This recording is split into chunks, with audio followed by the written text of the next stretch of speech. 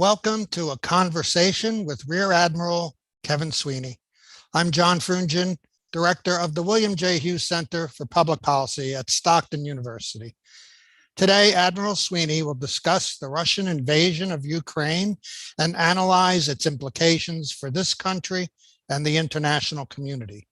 This program is sponsored by the Hughes Center and the Press of Atlantic City. Our panelists, besides me, include Buzz Keogh, editor of the Press, and William J. Hughes Jr., a principal in the law firm of Porzio, Bromberg, and Newman, and the son of our Policy Center's namesake. Bill, I'll pass things to you as we get to meet Admiral Sweeney. Thank you, John, and thank you everybody for attending today. I also thank you on behalf of the Hughes family, my sisters, Lynn, Barbara, and Tama, who are present on the program today. Admiral Sweeney, good afternoon. Thank you very much for joining us. I want to first start about your background. Now, you spent 32 years in important leadership roles in the U.S. Navy, but you started in the Delaware Valley. Is that correct? Yeah, hey, Bill, good afternoon. And yeah, thanks again for the invitation here. I did. Grew up suburban Philadelphia, went to a high school named St. Joe's Prep in the city, and spent a lot of my summers throughout my younger years down in Brigantine and then down in Ocean City, Stone Harbor, Margate area. And I ended up going to the Naval Academy, but I was a rower and I was recruited to be an athlete at the Naval Academy. And in my high school days, we used to compete against Atlantic City High School and Holy Spirit. Well, St. Joe's is a good school, fine Jesuit institution. And in the Navy, you mainly concentrated in surface warfare. Is that correct? I did. I was a surface warfare officer, as you said, 32 plus years in the Navy. I commanded a destroyer, USS Cole, actually the ship that was attacked in Yemen back in 2000. From there, I also commanded a squadron of ships. In my final 2 years in active duty, I was a commander of a Harry S. Truman battle group, deployed 9 months to the Middle East, came back here and retired back in 2014 from the Navy. But at some point, you became involved as the Chief of Staff for General Mattis. What was that position like, and what did you do in that position? Well, I did. I spent 5 years with Jim Mattis when we're both in active duty. First, when he came to Norfolk, actually, as the commander of U.S. Joint Forces Command, and back then it was also the NATO Command, Allied Command Transformation, and I was his executive officer. I was a Navy captain at the time. Spent 3 years here in Norfolk together, and then went down to Central Command in Tampa when Jim Mattis took over as commander of U.S. Central Command, and spent about 18 months down there with him. And then from here, came back to Norfolk and took command as a rear admiral of the battle group. Then after retirement, I was in local business for a year or so here. And then Jim Mattis, as everyone knows, got tapped by then President-elect Trump to be the Secretary of Defense, ended up being his Chief of Staff for 2 years up in the Pentagon. And in that position as Chief of Staff, the Secretary of Defense, you have the occasion to address some of the issues and concerns at that time relating to the Ukraine? Well, we did, both from our time going back as a NATO commander, when he was a NATO commander back in 2010, 11 timeframe, or even earlier, actually 2008, 9, 10, dealing with the issues of Ukraine coming into NATO or not, requirements, standards for them to meet. And then early on, 2017, 2018, 2019 timeframe, concerns about what was happening in Eastern Europe, what the Russians were doing, and concerns that the leadership of Ukraine had. As you know, we have had American trainers on the ground in Ukraine. We have provided them support, equipment along the way. But sadly, what happened in February this year is not a surprise. Timing was perhaps a little bit of a surprise, but it's been coming for quite a while, unfortunately. Now, why do you say that?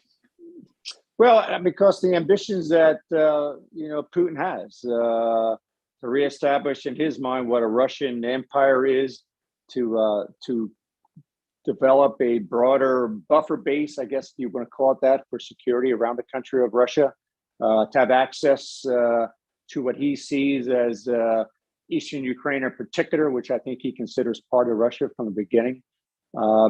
This is, and unfortunately, both in 2008 when he went into Georgia, then 2014 when he took Crimea, to be very frank, the international community did not push back. Borders were reset in Europe. First time it happened essentially since Second World War. The international community did not push back to the point where he was punished or the country was punished.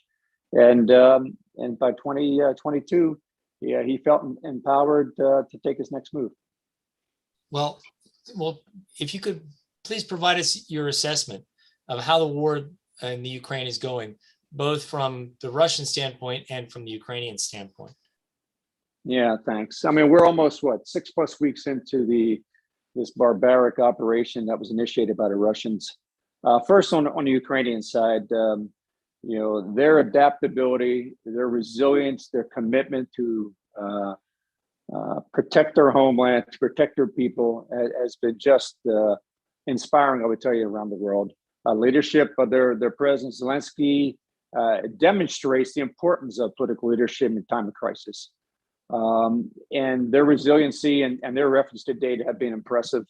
At the same time, on the Russian side, it's any country or any organization that gets ready to start an operation that this complex, you go through a series of planning, events. In the U.S., we call it campaign planning, and part of that are key critical assumptions you must make of information you don't have. And it seems to be every major assumption the Russians made about this operation were probably wrong.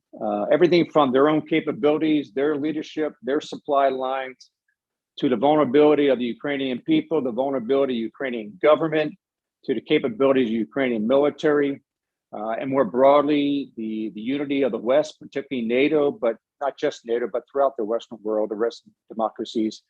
Essentially, every major probably assumption that Putin made proved to be ineffective and proved to be wrong. But like I said, we're 6 weeks into this, and although there's great pride and what they're now calling the Battle of Kyiv and the success that the Ukrainian people and the Ukrainian military had, this is going to be a long campaign, unfortunately. And with the Russians pulling back and moving into the east, this is just another phase coming, sadly, to the Ukrainian people. Well, some of those assumptions that you talked about could be poor intelligence, and that's understandable. But some of those assumptions also include the capabilities and the strategy of your own forces. So those were wholly within the province of Putin and his advisors. What happened there?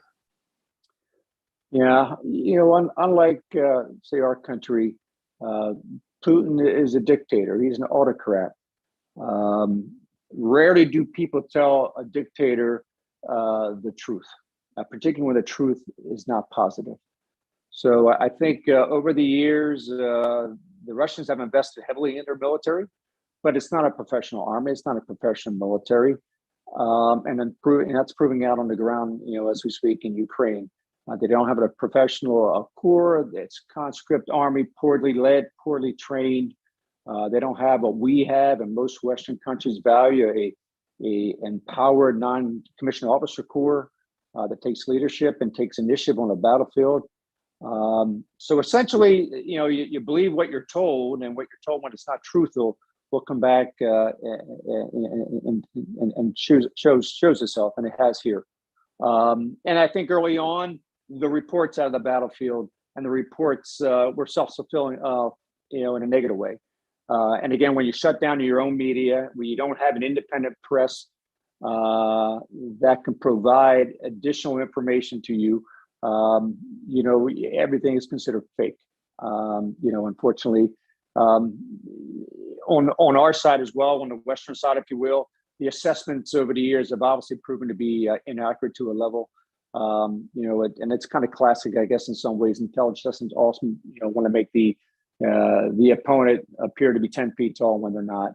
But it's been years since we've seen the Russians, in a battlefield environment where they've been contested. Essentially what happened in 2008 and 2014, they were contested. What they've been doing in the Middle East, Syria, it's been a mixed bag there as well. but the brutality and the tactics that they've evolved to, have, kind of start to fill the void. Well, number one, were you surprised about the performance of the Russian troops on the battlefield?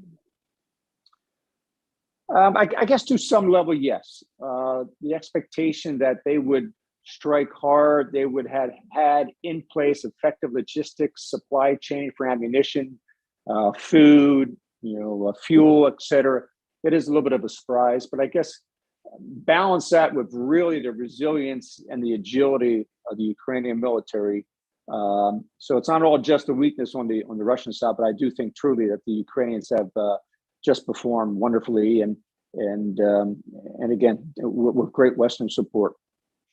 Well, there's been a lot of reports about the significant loss of senior command on the battlefield. How does that happen? And number two, what does that mean, both in terms of the dynamic on the battlefield, both from the Russian perspective and the Ukrainian perspective? Yeah, I have a note here that a recent Economist article noted that throughout the 20 plus years of the Vietnam War, the U.S. only lost 9 general officers, across 20 plus years of a pretty intense fighting. And I think the last report I've seen in Ukraine, in 6 weeks, the Russians have lost 7 of the general officers, if not more. Again, it's I think demonstrative of the fact that it's not what we would consider a professional army. When it's not well trained, well led, with soldiers able to take initiative and empowered to take initiative, you've got a basically lead from the front. You're probably dragging the troops. We've also read about obviously desertions and things like that. It's so the most senior leadership has to be out front, and of course they're vulnerable. It's also a reflection, I think, of command and control. Heavily controlled from back in Moscow. Decision making is not the battlefield level, and then again, this is a weakness of an army like this. Well, if you could explain for the audience about that, the decisions aren't made on the battlefield. I've read several reports where the major decisions are being made from Moscow rather than from a coordinated response on the battlefield for the changing dynamics. In terms of strategy and how to properly conduct a campaign like this, what does that mean? Well, exactly. I mean, everything from the campaign planning at the strategic level down to the operational level, the execution level, if you will, the tactical level of war. You have a plan, but the minute things start to evolve, you have to have a force that's trained and empowered to make decisions where they need to be made and when they need to be made. And that's instantaneous on the battlefield. And throughout, I think really throughout modern history, but certainly since World War II, what we've seen in dealing with the former Soviet Union, now the Russian army here in particular, it's an issue of trust. It's an issue of training. It's an issue of empowerment that, again, reflect, I'd say, more of their society as much as anything else. They don't trust their people. They don't empower their people. They want to have tight command and control from the political leadership back in Russia. And that's not the way to conduct operations and to be successful. Well, can you envision any scenario where NATO and the United States would get dragged into this conflict? Well, we're certainly involved, obviously, right now, and certainly I would say hats off one to the U.S. leadership here. I think our government has done a good job in building the unity of effort throughout the world, but obviously NATO and the EU in particular, to respond to the conflict as well as we have. The absorption of the refugee crisis, the mass migration of 4 million, maybe more, 5, 6 at this point, into various countries throughout Europe. But can I envision? I mean, I think President Biden and the NATO leadership in particular, one of their red lines have been, we're not going to go into Ukraine and fight the war for the Ukrainians. They're not part of NATO. This is not an Article 5 event. We provide support, we provide equipment, we provide intelligence, et cetera. And to date, I think they've been very determined not to do that. No fly zone, et cetera. Can that shift? I I guess the only way I see that shifting, and the president alluded to it a little bit, if the Russians decided to use chemical weapons, or had they, Putin has banded around to talk about tactical nuclear weapons. I think the weapons of mass destruction usage would change the calculus, perhaps, and the Western allies would have to take a look at, what is the response and how do we have to perhaps react to that. I don't think personally, I do not see Putin resorting, particularly to the nuclear side in any way, shape, or form. There's no value. That the risk to him, I don't think, is too high for the reward. I think the Biden administration, in particular, made a great decision early on to downgrade classified information and reveal to not just the American public, to the world, about what Putin's playbook was. And I think that's been very effective, including the chatter about the Russians would react to a chemical usage by the Ukrainians by, again, using chemical weapons. Of course, that didn't happen.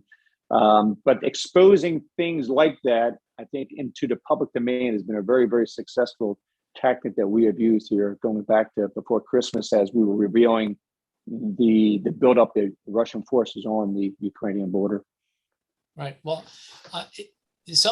I've read some commentators. They've said that World War III has already started, and we need to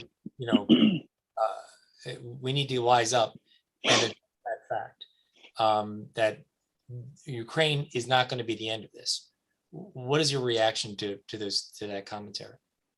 Well, the question is, how does this particular war end? Does this conflict end in 3 months, or does it end in 3 years? Does this conflict end with the resetting of the eastern borders of Ukraine? Does it end with the collapse of the Ukrainian government, or not? I mentioned this recently. Thomas Friedman just commented, I think, over the weekend about how this is a World War III. And what he meant by that is throughout the world now, you're either involved in this war, you are seeing the war real time, you're impacted in this war economically. So it's broader than just an event that's happening in Ukraine, Eastern Europe. It does have worldwide impact. But I think, unfortunately, time is not on our side. A war of attrition is not be good for Ukraine. Every day another day goes by, more Ukrainians are killed, more destruction throughout their society, their infrastructure, their culture. So time is not, unfortunately, on their side. All right. Well, thank you very much. John Frugen is hopping on, and I think he's going to take over from here. Well, thanks, Bill. And we're going to bring Bill back later, but now I'd like to bring on Buzz Keogh, editor of the Press of Atlantic City. And Buzz has a few questions for your Admiral. Admiral, it's a pleasure to be here talking to you this afternoon. And I'd like to thank you for making so generous use of your time for us and for our readers, who had many questions for you when we gave them the opportunity. One of them harkens back to a conversation you were just having with Bill about the barbarity and brutality of the Russian military. And my question from the readers was, would you characterize the Russian attacks on Ukrainian civilians as war crimes? And if so, does that characterization have more than legal impact, or is it just a general way of building resolve against Russia by the world? Yeah, thanks, Buzz, and good to meet you as well. I do characterize it as war crimes. It was interesting. I was going back and looked at the headlines for the last 3 or 4 weeks and see what's happened since, again, the video and the pictures this weekend released, what's going on Bucha, and just the barbaric behavior. And it's going throughout Ukraine, and we'll see more, sadly. And all of a sudden, the tone in the public domain is shifted, and the political domain is shifted. People, leaders are throughout the world being careful to use war crimes, genocide. But when it's presented, to the world as we're seeing unfold today, all of a sudden the reticence now of using those words, but more importantly, what they reflect. As we know, going back in history to basically World War II, obviously coming out of that war and the Nuremberg trials, designed to hold people accountable at the end of the day. I don't think there's any question crimes and genocide are being committed, but more importantly, what comes out of it? How do you document it? And more importantly, the hardest part is the accountability. And in international courts, international commissions, there's thousands of investigators apparently now documenting, and it's much easier to document the crime than it is to sort of have that line that takes it back to leadership. Does it take it back to political leadership, military leadership? Is this kind of institutional around what's happening throughout Ukraine, or was one particular unit? And sadly, that's the hard part. And it will be many, many years for sure this to come together historically, and the various international courts and commissions that are being stood up as we speak. But the linkage back to the leadership, the decision makers, those involved, and how do you ultimately hold an individual, a country, a government, and military accountable for their actions? That's tough. Are there the steps the United States can do within its own legal system to hold Russia accountable for war crimes? Well, I mean, we'll support, and I think Secretary Blinken has already talked about this as probably as well as the president recently, but we're supporting every effort there is. And our ability to provide the technical means and the support to document what we know, what we see. I mean, it's more than just pictures and video. It's satellite imagery. It's as we know, communications and where orders are given and how they're given and things like that. So it does get, in a sense, technical, but without question. And I think the president's been pretty strong about this, even when he was criticized a week and a half ago, quite frankly.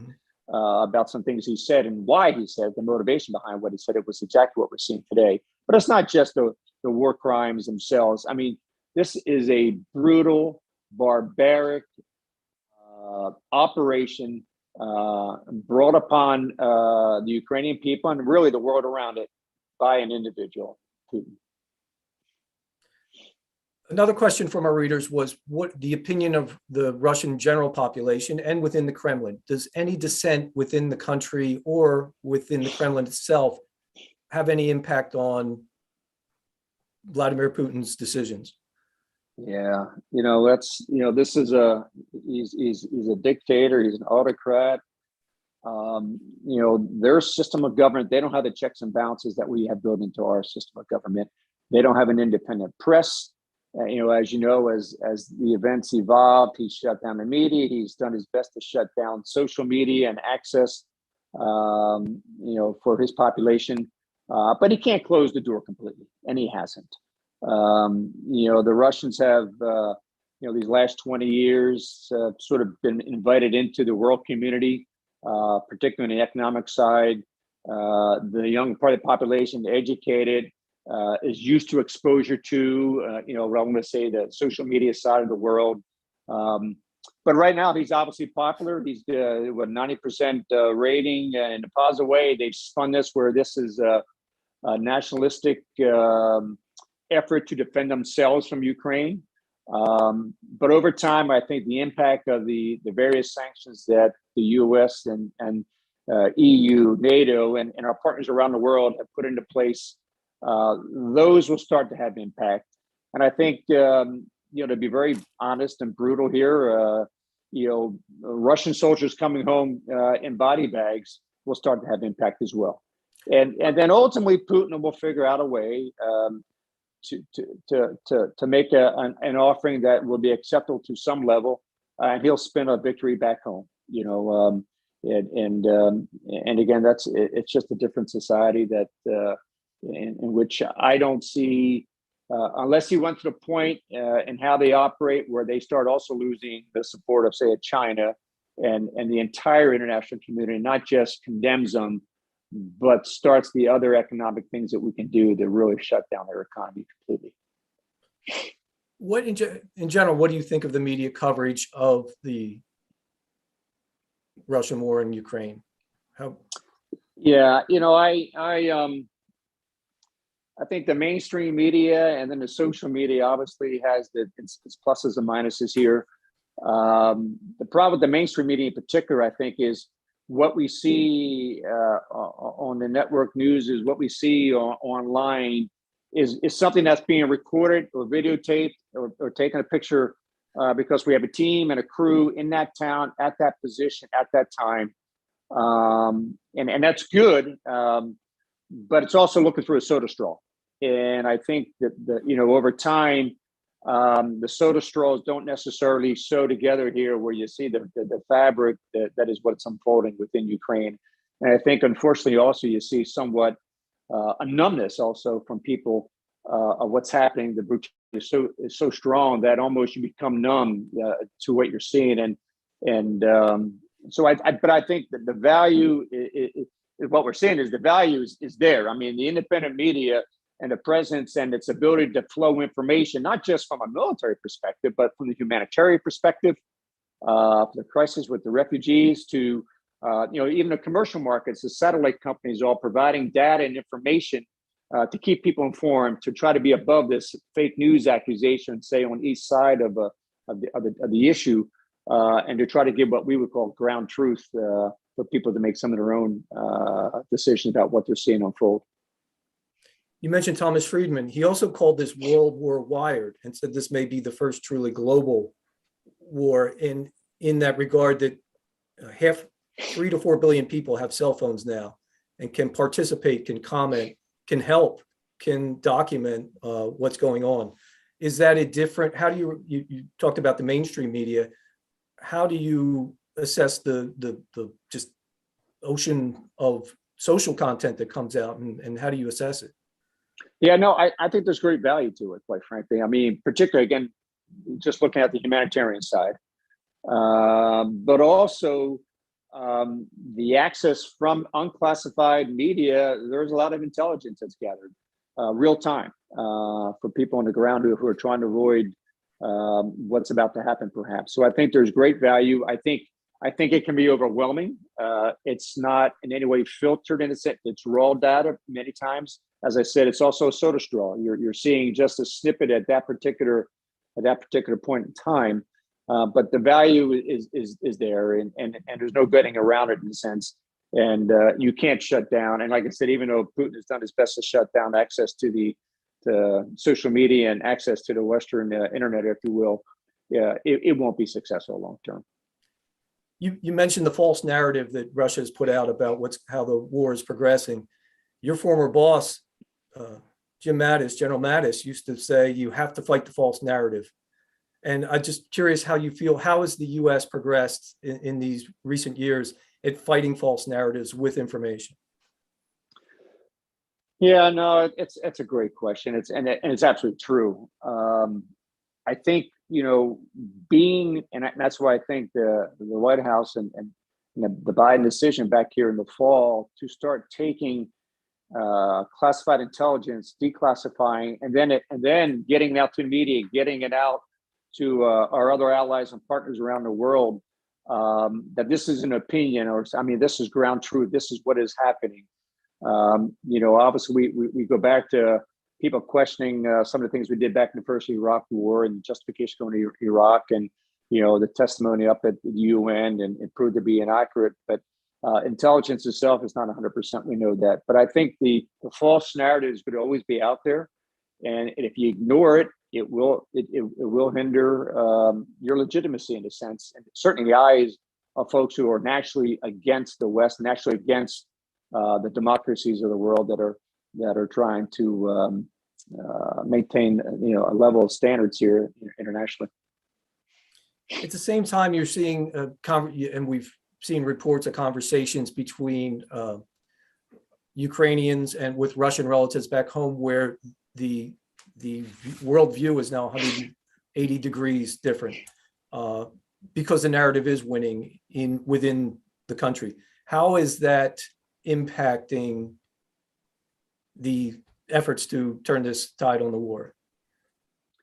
I don't know how it's impacting it yet. I'll be honest, I have a personal experience very recently right here in my hometown of Norfolk. And I was talking to a business owner who I knew was from Ukraine. She's been here a while, mid-40s, family's been here. I know she's got family back in Ukraine. I just commented to her, I said, how's your family doing?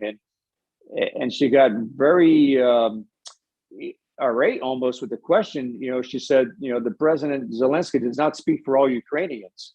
And I found it interesting. She obviously, a Russian Ukrainian, I suppose. And so and here she is, I would say, exposed to and access to, an open press and what the truth is. So now you take family members who were in Russia and basically absorbing what right now the government is putting out and telling them, and then questioning their own families in Ukraine. I just would tell you, over time, as soldiers come home, as they tell the truth, as they talk the stories, as families are displaced, as millions and millions of refugees are moved, as more and more organizations, the nonprofit organizations, the non-government organizations start exposing what is happening, it's harder and harder to ignore it. And I guess that is the true value of our social media and our technology today, where access to it is broader in almost every country. And we talk about the exposure to the information.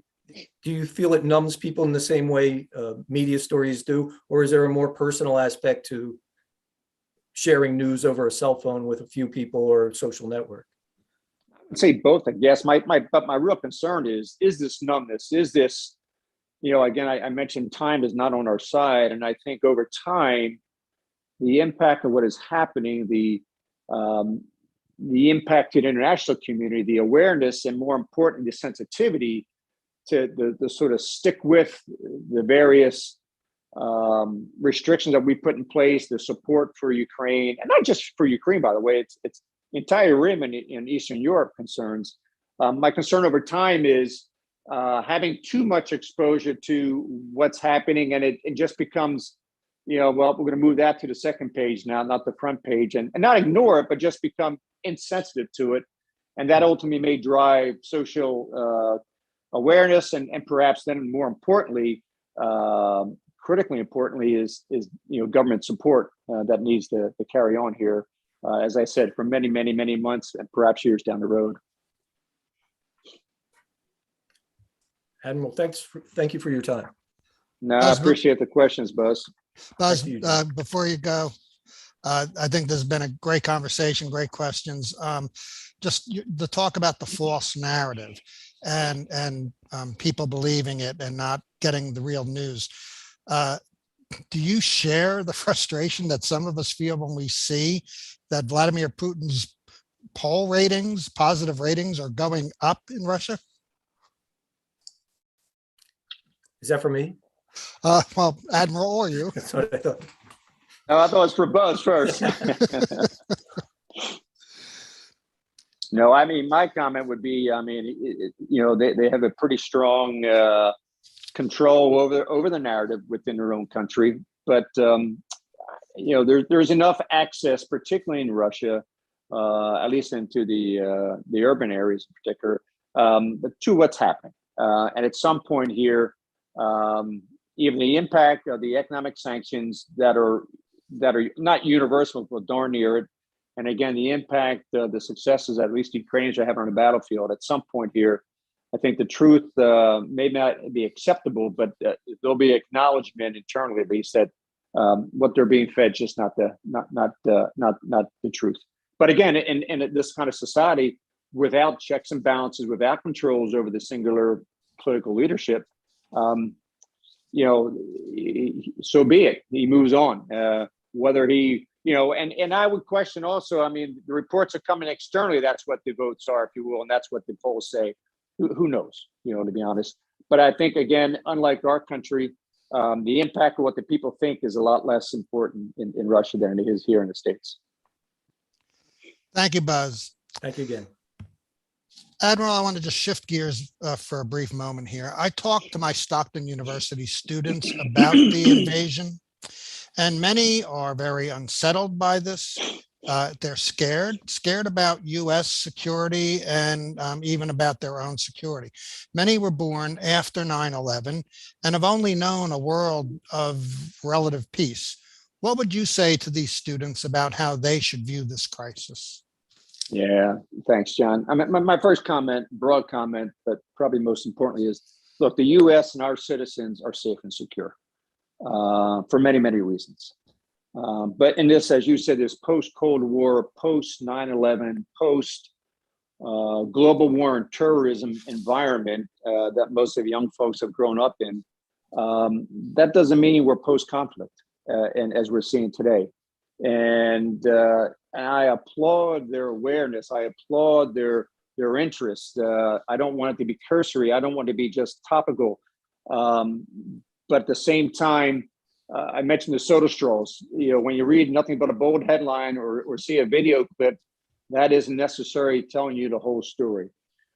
They ought to be proud of the leadership role that the U.S. has reinserted itself in an international community. The leadership, just not in the efforts to support Ukraine, but sort of the unity back in Europe, the unity back in NATO, and the efforts we're making worldwide to stand up for democracy and to help the people. And then lastly, I think they're seeing, the international security environment isn't just the military. I mean, in particular, the U.S. I mean, the diplomatic, the economic, the political, as well as having a strong military and capabilities to support a country like Ukraine. And from that point, to me, it's logistically. We're not on a battlefield, but what we're doing, the flow of support, humanitarian aid as well as weapons, is enormous, and it's happening very, very quickly and effectively. So I think for the young folks to realize that, but it is a dangerous world. And I think the instability has certainly been increased for what's happening here in Eastern Europe. And then that brings awareness to where else do we have concerns. And again, from a strategic level, we have deep concerns about what's happening in Asia Pacific, China, more broadly, and specifically with Taiwan down the road here. So, for the U.S., we're safe and secure. There's no question about that. And I just applaud your students, caring and being aware and reading and listening. And I encourage them to stay educated and engaged as this evolves, because this work can go on and on and on. And again, for them, not just to be numbed by what they are seeing in social media and mainstream media, as time goes on. Thank you. I'm sure that's very reassuring to them. I'd like to move on from talking about the invasion itself to potential impacts. So the war has sparked a humanitarian crisis with millions of refugees fleeing the country. So one press reader asked, what are the implications of this situation, especially in Europe, but also for the United States? Yeah, well, I mean, first of all, thank God for countries like Poland and many, many others along the Eastern European borders here, taking in the refugees. I mean, this is another refugees crisis. I mean, and millions of people being displaced. It's creating regional instability, but that instability can quickly, go beyond just the region of Eastern Europe into Europe and worldwide. The economic impact beyond the horrible humanitarian impact is there for sure. We're seeing a destruction of a society. We're seeing the destruction of the infrastructure. We're seeing the cultural destruction of the Ukrainian people. And you can't rebuild that overnight, obviously. And then the other concerns that, we're seeing reports about some Russian being displaced and forced movement into Western Russia itself, and certainly the long-term concerns we have for those people. So I think between, again, the Western allies, the EU countries in particular, the non-government organizations, the UN, responding quickly. And then also at the local level, it's just, to me, it's astounding in such a good way. And back to the impact of social media, impact of having real-time availability of what's going on, where to go, how to avoid going in a certain area where certainly you could be shot immediately, kind of thing. The movement of people, that piece of logistics, people just don't appreciate how difficult it is and how important it is. So, but this regional instability can easily impact and grow to a much broader area, John. Is the United States doing enough to address the refugee problem or help refugees, or is there even much that we can do? Well, I don't know if I can, sort of making that assessment. I think we are most important, we have demonstrated the resolve and the commitment to support the Ukrainian people and the Ukrainian government. And through that leadership and kind of building a unified effort within Europe, but I say not just Europe, it's Australia, it's Japan, it's South Korea, it's other countries throughout the world that are following the U.S. lead, if you will, whether it's humanitarian aid, financial aid, military aid, or all the above, quite frankly. Are we doing enough? I don't know if we're doing enough or not, but I'm very comfortable with what we have done to date. I always have this sense of urgency. As I said, as every day goes by, time is not on our side. It's certainly not on the Ukrainian side. I'm concerned about that. Decisions have to be made in a political decision. But even on the political side here, we had the far right and the far left can't agree on things. But down the road, overall, I think the leadership in DC has done a pretty darn good job on focusing on what's happening in Ukraine. But my concern is time, and will that focus remain down the road? You mentioned that that's a wild card. We really don't know the time. Will this be 3 months, 3 years? So I know it's going to be hard to really talk about what implications we're seeing in our world relations, but what are some of the impacts you see that are possible with our relations with Russia, with our Western allies, with the rest of the world as a result of this war? Yeah, no, great, John. Well, first of all, again, I think, we've seen the reemergence, if you will, of the U.S. willing to take a leadership role internationally and get involved directly, which is very reassuring to so many people around the world. We are seeing almost a reunification within NATO, and it's from its founding mission to what has happened over many, many years since the wall came down and sort of we declared the end to the Cold War. But the realization that another country can invade and try to change the borders of a neighboring country is disconcerting to the point now that countries now appreciate why we have a NATO and why we have alliances and how important they are. Even to the point now where, of all countries, a country we've been prodding for how many decades, Germany, the largest economy in Europe, to reach its commitments of at least 2% spending in GDP on military, and not just the military, but what you have, is it ready, et cetera, et cetera. But the reality of what's happening in Eastern Europe has motivated many countries to sort of reset, relook at what they're doing on their behalf of their own national security. I think how Russia can survive this and not be a pariah in the international community, I just don't understand how they're still in the G20, but we'll see what will play out there. But the brutality and the barbaric behavior and operations, there's got to be accountability long term here.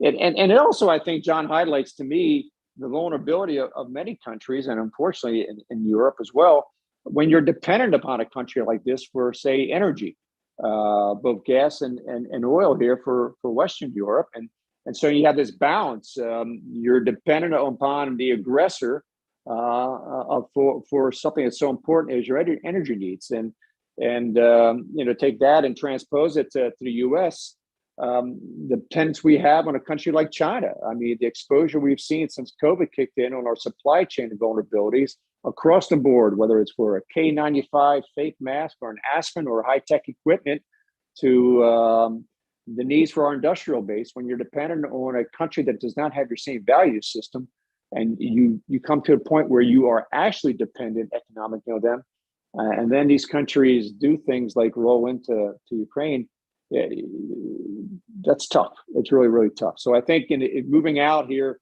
how this gets resolved, short term or long term, I think will really dictate how the international community deals with Russia long term. You mentioned how impressive it's been that the NATO alliance has come together. Are you hopeful that beyond this crisis that this signifies a reset in NATO, or is this a temporary, unification out of need? Well, I think both. I mean, it is certainly out of need right now, and I think it's had wonderful leadership. The Secretary General, Jens Stoltenberg, just got elected to stay another year, or asked basically to stay another year. He was supposed to transition after 3 years, I guess, this summer. His leadership is fabulous. The reemergence, I would say, of the acceptance of the U.S. leadership, I think, is very, very rewarding in a sense. And it's not just NATO; it's also the EU. Ursula von der Leyen, she was a former defense minister from Germany. Now she's running the EU. The EU and NATO, I think, have worked very, very well hand in hand together here on this particular crisis. I think moving forward, that's important. I think it's also from the U.S. side, having other countries in the alliance really stand up and start caring about their own national security to the point where they fund themselves and meet the requirements of the alliance is important. It's not just Germany, it's many other countries. And then again, it's even broader than Europe, though. I mean, these alliances and partnerships carry out to the Asia Pacific, and so important. And many of those countries support us when we were operating in Afghanistan, the NATO operations Afghanistan. And so I think moving forward, there is another awareness that, it is 2022, but look at this. We're back to where we were in some ways and seeing what happened in 1939 in Europe. And when people question this can never happen again, well, it is happening. How do you feel about NATO's sticking together on the economic sanctions? The last topic I'd like to raise is the economic impacts. Do you think these sanctions will last? Will the allies stick together for long enough to make an impact? Historically, John, sadly, the answer is no. And that's why I said that's one of the many reasons I said time is not on our side, certainly on the Ukrainian side here. Over time, the impact of sanctions are watered down. The execution, the implementation of the sanctions get watered down. You get to next fall, and if Europe ends up having rolling into a very cold winter, there are concerns about again buying fuel from and natural gas from the Russians.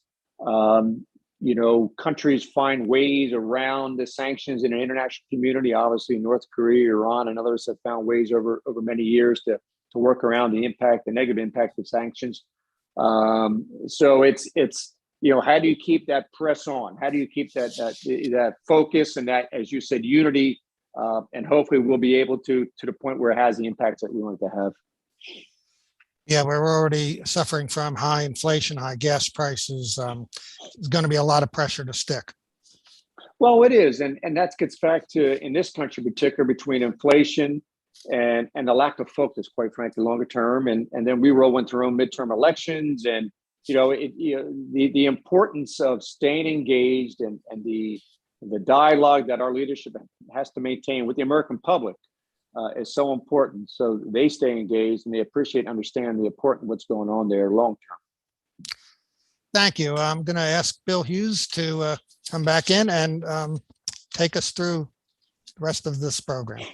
Thank you, John. Admiral, John was just asking you about NATO. And one of the questions that was posed to me was, given the tenacity and the skill that the Ukrainian fighters are now showing, do you think that they would otherwise meet the requirements of NATO standards if that were to come up again? Yeah, I mean, it's a complex process for a country to come into NATO. It's political, it's military, and I think here with Ukraine, it's obviously much more political in the sense there has been hesitation, there's been resistance, obviously, for many years for many reasons. But one of the concerns that we're seeing playing out right now is its vulnerability to Russia, future vulnerability. And are the countries of Europe ready to go to war in an Article 5 environment? Once you're brought into NATO, and willing to do that. And obviously, the time in my mind for Ukraine to come into NATO was many years ago, and the process has been in place. Many countries have come in over time, but today we are where we are today as far as NATO membership. I think the President Zelensky has already mentioned one of his foundational requirements to try to end this war. He's certainly willing to say, I'm not, going to pursue NATO membership in the future. Who knows what would happen down the road with new leadership in the country. But it's at this point, we had standards and we have standards, but I think, yeah, Ukraine has demonstrated in many areas through training and interaction, by the way, with NATO countries, including the U.S. throughout the years, their ability to perform on a battlefield and with ethical standards and of a professional military force. Well, there are, I think, 6 areas of the battlefield. Land, sea, air, space, information, cyber. The Ukrainians have demonstrated at least parity or superiority on the land, on information, perhaps cyber. They're lacking in the sea, but they're absolutely lacking in the air. There was talk about transfer of old MiG fighter jets from Poland. Can the Ukrainian people pull this off without effective air support? And what should we do about that? Yeah, we talked early on, there was this great push for no-fly zone, or let's get more aircraft into the Ukrainian hands. The no-fly zone concern was on our side in particular, from the U.S. and NATO perspective, critically important in the sense that the quickest way to get drawn into the conflict is through the air. When you have kinetic events between 2 aircraft or one of our aircraft and an airman gets shot down, et cetera, et cetera. And what's proven also is with the Russian pullback in particular and failure to ultimately take Kyiv, at least round 1, they just basically continue to do their operation from inside their own borders because of the proximity of the country, their ability to use long-range weapons indiscriminately, by the way, obviously. But they don't need to be, quote unquote, dominating the sky to do what they want to do on the ground. So, it's a balance. I think that we have done here in providing equipment. We'll provide more equipment over time for them to at least on a defensive role to deal with the Russian air side, whether it's helicopters or jet fighters. But it's an area where one can easily lead to another event, a cascading event here, and I do respect the political decision here that we're not going to not just go on the ground, but at the same time we're not going to try to set up any kind of no-fly zone. As far as donating equipment, I think those discussions continue, both in the public domain but also privately. The ability to quickly donate equipment. Do you have weapon systems? Do they have the training? Can they actually utilize it? There's been a press, obviously, for former Soviet Union equipment that the Ukrainians do have. I think we just saw an announcement that the Czech Republic is now donating T-72 tanks, I believe. So this will continue, and my concern will be is hopefully it's not too little, too late. But there is a balance here. Right. Well, one of the reasons that we don't want to get in because we don't want to get drawn into a nuclear war, and the threat of Putin using nuclear weapons. Has the nuclear threat essentially given Putin a pass for his bad behavior? Yeah, so I don't think so in any way, shape, or form. And I think the reason we don't want to go isn't because of nuclear weapons. We don't want to get into a broader conflict with one of the key nuclear powers, obviously Russia. But it's not because of, in my mind, the potential use of a nuclear weapon here. As I said earlier, to me, in the risk-reward category for Putin, in any level, using a nuclear weapon, a tactical nuclear weapon on a battlefield, just doesn't make sense. It would truly harm his ultimate goal of expanding in his mind the Russian Empire. I just don't see a scenario within the conflict to date that would justify Putin needing to resort above and beyond conventional forces and conventional operations to get to the end game here. He'll be able to spin whatever he ultimately needs to spin with his population. We don't know what his ultimate game is. That's part of the problem, of course. But I just, everything I read, everybody I talk to, I don't see even though he casually speaks about it in almost not an idle threat, but he wants to have that as part of the conversation. I just don't see why he would do it, at this point. Well, what would affect his calculus on the risk of continuing, and what's his end game here? I mean, what is a resolution that I think that we all think that he's looking for to expand his area and create that land bridge to the Black Sea. Understandable, but what is a realistic end game for all parties involved here? Yeah, I mean, that's obviously the unknown question. The answer is so important, and it's shifted back to strategic planning and your assumptions. As things have shifted, you do have an opportunity to relook at your assumptions and make changes, and I think we're seeing that happen right now with the Russians. You got to look at this. We have to look at this almost as a very, very long game. If he ends up resetting borders in the east, and there's a satisfactory negotiation between both Ukraine and the Russians that stops the killing, starts the barbarity. The problem is long term we don't resolve the issue. In 20 years, 10 years, 8 years, 5 years, we may back at this again. The Russians may feel empowered again to continue to move into the western side. We don't know the end game, and the success the Ukrainians have had to date I think, have helped their negotiations, if you will. I think a war of attrition and brutality, the Russians can continue on and on and on. And the question is, hopefully, the balance where the impact of sanctions isn't lost, and actually the impact in the coming months is more dramatic to put more pressure on Putin. The continuing stalemate on the battlefield, from his perspective, is enough to put pressure on Putin to get to that point.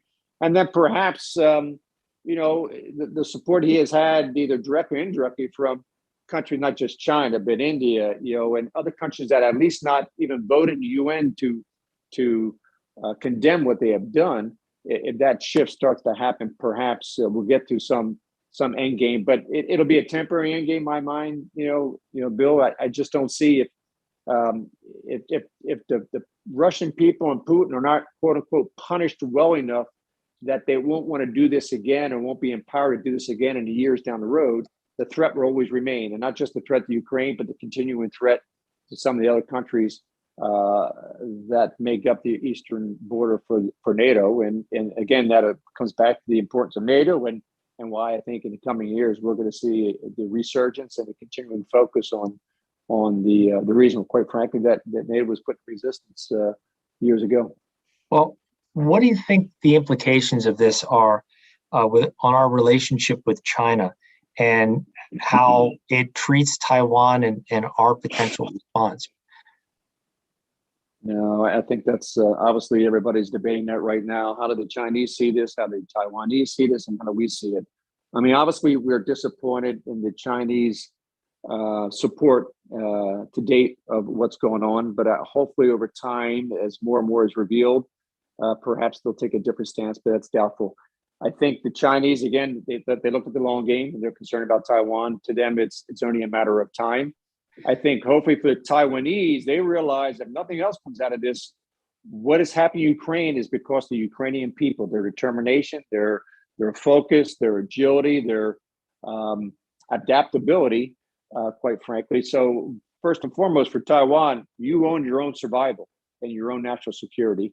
Over the years, Taiwan has done a very good job investing in high-tech equipment and systems. They've built good informal partnerships with countries in the region.